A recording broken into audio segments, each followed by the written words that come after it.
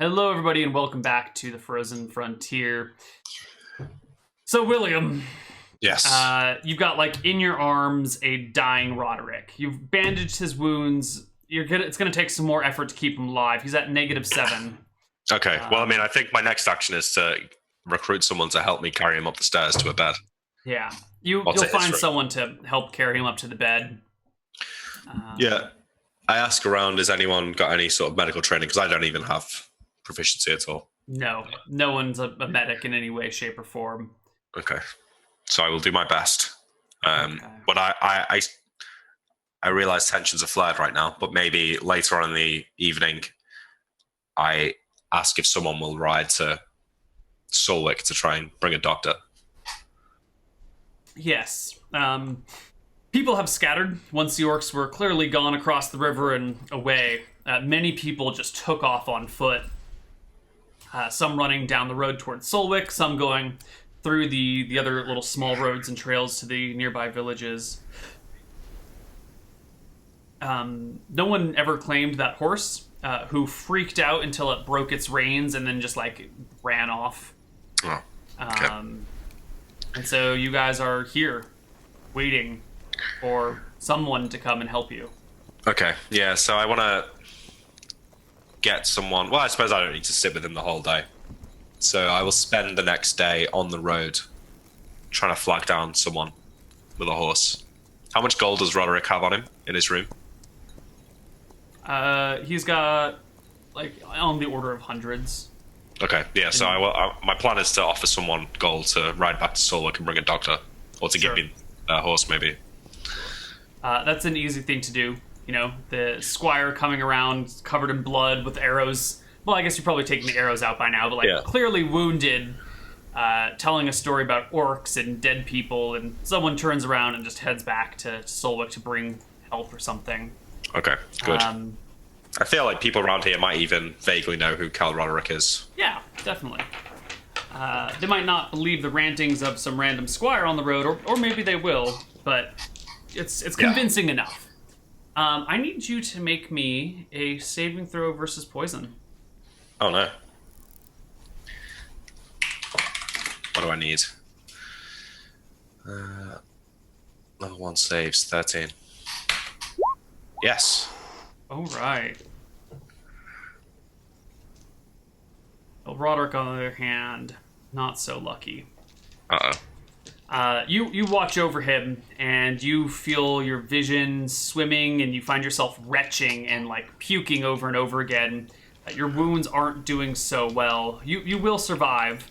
It's going to be a rough time for the next maybe 3 or 4 weeks for you. But you watch Roderick just die on the bed in front of you. Shit. It's a pretty unglorified way to go. I do my best to try and save him, but I'm no doctor. I try and suck out. If I work out that it's poison, are his wounds going gangrenous? Are they? Yeah, but at that point, it's too late. Yeah. But I desperately try my best to save him.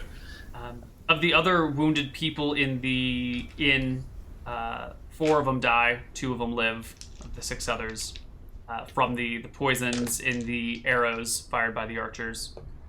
And these orcs with their poison arrows. Yep. And eventually, people arrive. There comes a contingent of knights barreling down the road, bursting into the inn, finding you on the ground, covered in your own sick, holding on to dying Roderick, or dead Roderick at that point. Yeah. So I think I give up command to whatever knight turns up and probably pass out. Yeah. You wake up sometime later, thrown over a horse on your belly, just face down on the road. Watching the path go by below me. Mm-hmm. I crane my head to the left to see if I'm on the, if there's it is a human riding this horse. Yes, indeed. The person in front of you is leading your horse, or the horse that you're on top of. You recognize the armor of one of the knights that came into the building. And in a few minutes later, you see the bridge leading towards Solwick appear. Okay, I try and I shout like, hold. And The knight looks back at you and stops the horse caravan. You notice there's a few other people. It's actually like a full-fledged column of 8 people at this point. And hoists you off the horse gently and leans you against a tree. okay, yeah, I just wanted to. I can ride, and I sort of try and get in the stirrup and get onto my the horse. Whoa there, buddy. There's no need to impress anyone here. What's done is done. Take it easy. What happened? He's dead. Roderick. Yep. What of the mission to the hills? He gives a half-hearted shrug. Did you find the orcs? He shakes his head.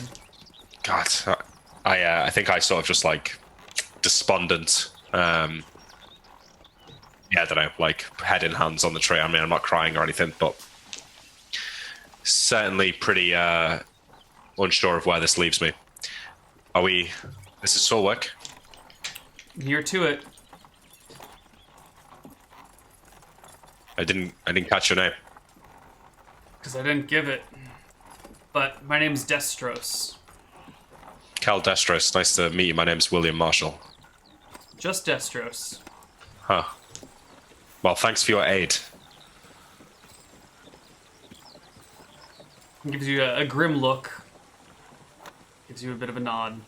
And helps you back onto the horse. And the column continues into Solwick. These people that you instantly thought were knights turn out to be a band of mercenaries that happened to be in Solwick when the word for help came around, and the town guard just hired to go take care of everything for them. Yeah. You are brought back to the Temple of Martha, where your wounds are treated along with one of the other survivors. And eventually, the High Prince comes around to ask you what happened and to hear your story. Am I privy to the meetings when we meet with this guy? You've been around for some of them. It's customary to show a squire how these things go down. Okay. So I genuflect. Your Honor, Your Highness. How can I help? Well, my commander's dead, and you are the most reliable witness. I shall tell you it all. We'd spent the night in Victor's tavern, and in the morning, before heading to Thickle Glade to meet with the company of men that had been raised, we were washing in the river to prepare ourselves, when a band of perhaps 15, maybe 20 orcs approached from the other side of the river, many armed with bows, some armed with swords and axes. They fired on us. We were unarmored at the time. Roderick valiantly helped an old lady who couldn't muster the strength to head back to the inn on herself, and carried her naked towards the tavern whilst I fled to the entrance. I ran up the stairs. I got my weapons, my chainmail, headed back down the stairs, only to see orcs busting in through the front door, murdering people. I tried to fight them back. Eventually, Roderick turns up, coming out of the kitchen, naked with a meat cleaver, starts killing orcs. We drive the ones back from inside the tavern, and he follows them out the door, wearing my chainmail, fighting another 3, killing 2, killing the 3rd, only to be struck down by arrows from other orcs across the bridge. I dragged him inside, bandaged his wounds. The orcs fled. But I think maybe the arrows were poisoned, because both myself and Roderick were plagued by a terrible illness over the coming days, and unfortunately I don't think he had the strength to stand up to it.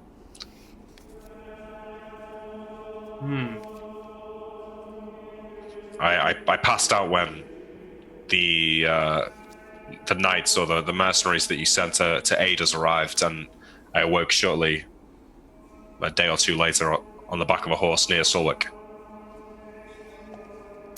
The High Prince nods a few times, then gently touches you on your bandaged shoulder, and says, "Rest now. Thank you for this information." And turns Of course. and leaves. All right, I pass back out. I will inquire at some point as to Roderick's body. Has it been recovered? Yes. Okay. Yeah, I asked the priest, like, will there be a funeral? The priest nods, saying his family's making the arrangements. Please don't let me miss it.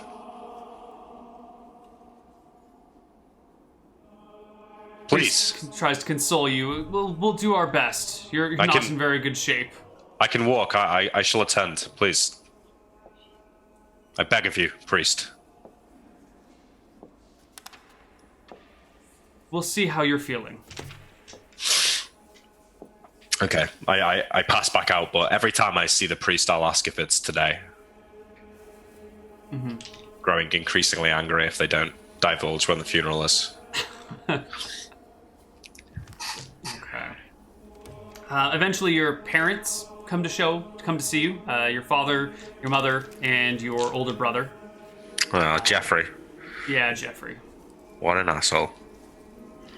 They take you from the Temple of Martha back to their home, your home, telling you that they would rather keep an eye on you than have you, maybe die in a temple somewhere. So I am to miss the funeral then, it seems. Your father nods and says your life is more important than attending a funeral. You can visit his grave another time. Roderick was everything to me. I must attend. Please, father. He shakes his head. I haven't got the strength to fight.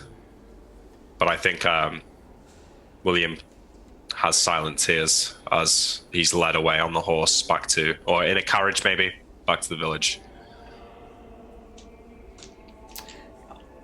You arrive in the village. You find yourself resting in a bed for a little while as your father comes over one of these days and says, "I'm glad to see you've lived, but this is exactly what I had feared would happen if we sent you off to do these things.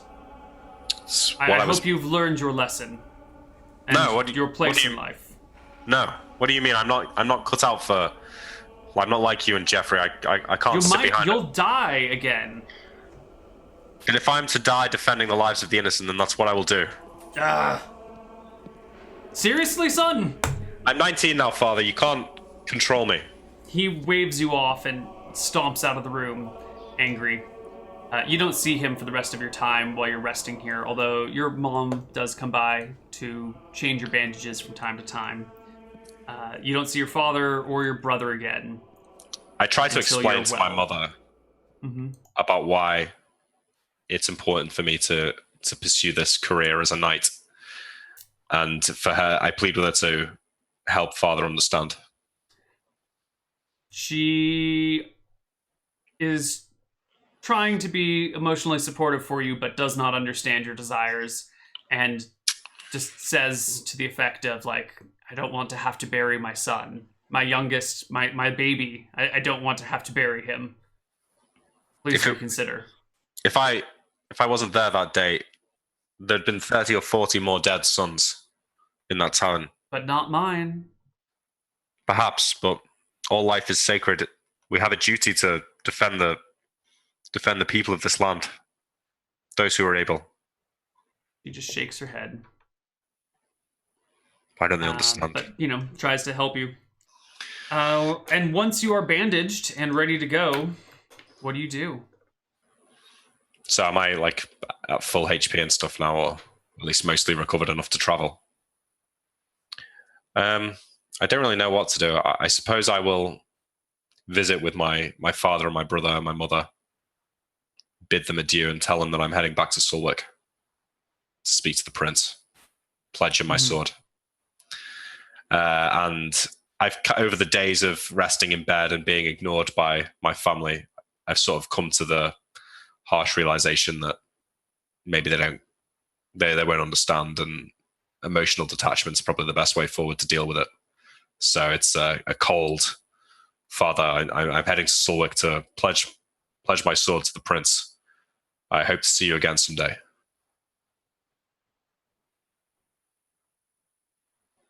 turns his back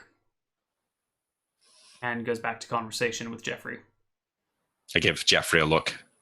We've never really got on that well. Does he meet my gaze? Yeah, he does. And you can see, maybe for the first time, uncertainty and a little bit of fear in his eyes. I wonder what he's afraid of. Does it seem like he's concerned for my well-being, or? I don't know. The look only lasts a moment, and then he goes back to, talking about taxation rights. Okay. As I walk out, I like maybe Jeffrey's got full plate armor, hasn't he? It's probably like it's in the hallway or something like that. On a stand. Mm-hmm. I gaze over at it. It's way too small for you. Yeah. Never fit. Well, I wasn't going to take it anyway, but yeah. But that, God, look at that full plate for someone who doesn't even want to go into battle. What a waste. So I hoist my backpack on my onto my shoulders. Do I have a horse or not? You've lost a horse, but your family's well off enough that you can probably snag another from the stables and it'll be fine. Okay, yeah. So I walk to the stables and survey the horses. I've always gotten well with the horses. In fact, maybe I have 20 minutes in the horses, and I sort of go through them all, petting them one at a time until I find one that seems to like me or whatever. Mm-hmm. And I talk to it and I explain, I can't stay here. Look, there's nothing here for me. I'm not. This isn't my destiny. This isn't what Tempos has in store for me. Me and you, buddy, we're going to head to Sulwick and we're going to do great things. And I saddle a horse and I pat it on the neck and Roderick, just me and you, and then ride out onto the road. Oh. Well, that's going to be it for William's flashback today. Much shorter than some of your other ones, but filled with juicy bits. Yeah. Okay. So yeah, how are you feeling about this story of William's past? I like it. It's different than what I had in mind, but I think the overall arc of what I wanted to achieve with it is the same. And I like Roderick's death because, the best heroes, they don't die in some epic battle against the big bad evil guy. They die in a surprise encounter against orcs or fucking orcs with poisoned arrows while he's bathing in the fucking river. Yeah, it's always something random like that. So it's fitting and it's realistic to how a great hero like that always does. Yeah. Well, but I think it's a turning point for William, maybe where he finally gives up trying to impress his family and no longer values that part of his life too much. This might explain why William is involved with his wife and his father-in-law, but not his parents back home. I mean, I guess your parents are probably maybe old enough to be dead, but your brother is probably still ruling your hometown during the Frozen Frontier campaign. Mm-hmm. Jeffrey with his plate mail. Yeah, but I don't think there's much contact between the two. They probably will get in contact if I were to ever officially inherit those villages that the princess was giving me. They'd probably consider me worthy of communication at that point, but I don't think William would want to speak with them. When was the last time? Do you think William would have spoken to his brother between the events today and 22 years later when you're in Caledonia? Yeah, I don't know. I mean, I think at some point maybe my duties would have sent me down south on the road, and I would have at some point maybe been in the village. Mm-hmm. But so you've had some contact, but I don't think I would have sought them out in the village. I would have stayed in the tavern. I wouldn't have tried to go back to the family manor. If they wanted to speak to me, I would speak to them. But I feel like I've given them so many chances to accept me for who I am that if they aren't going to take them, then the ball's in their court at this point. Mm-hmm. And I mean, maybe this is 5 years in the future. I've got more important things to worry about than some stupid little village south of Sulwick, right? I mean, he's doing official duties for the prince, and he considers it much more. It might not be lofty in terms of title, but it's lofty in terms of duty. Mm-hmm. And your brother is very much the opposite, caring far more about title and honor than duty. Yeah, exactly. Yeah. All right, well, that's going to wrap us up for today. We probably will not have another Frozen Frontier until the first weekend of January, because it's going to be Christmas Eve and New Year's Eve. But we will have the New Year's Day Angband stream if you're interested in Angband related things. Nice. Yeah, it's pretty exciting. And there's also on the Regal Goblins website a store now if you want. It's for now it's just Dicing with Death and Fatal One related merchandise and an Arcadia mouse pad. But we'll get some other things up there soon as well. So if that is something you're interested in, that's even if it's only me buying it, can we try and make a Malachi t-shirt? I don't know what it'd be, but I'd totally wear it. If we can figure out what a Malachi t-shirt would look like, we can make it happen. Okay, we might need to speak to Matthew and get some of those drawings that he did. We'll do what we can. All right. Okay. We'll see you guys later. Bye-bye, everyone. See you. Bye.